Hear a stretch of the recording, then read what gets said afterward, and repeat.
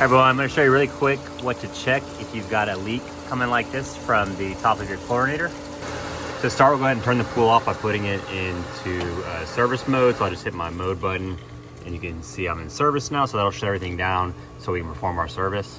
With the pool shut off now, we can go ahead and open this top cap up and try to figure out what's wrong. 9 times out of 10, it's going to be the O-ring seal that's inside of there. But you do want to just go ahead and give it a visual, look around, make sure that there's nothing that looks unusual about the cap itself.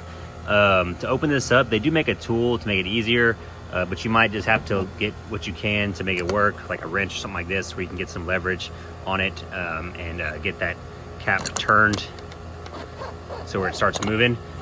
Once you get it loose, you can just pull it off by hand, and we'll take a look, and there you go. Of course, we've got some O-ring extrusion going on there.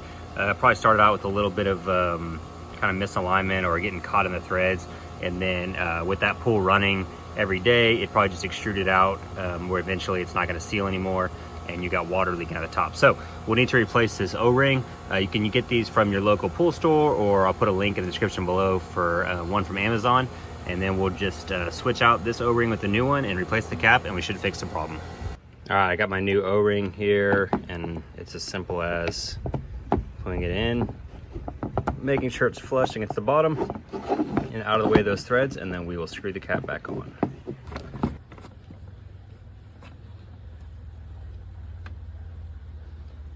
We're ready to test out again. We'll just put it back into auto mode and give it a few seconds, and our system should kick back on, and we'll make sure that there's no leaks and there's no water coming out of that chlorinator anymore.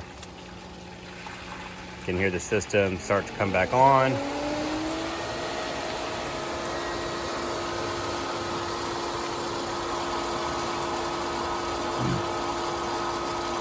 And now we can kind of visibly see the motion of that chlorinator, so you know that water is running through that part again.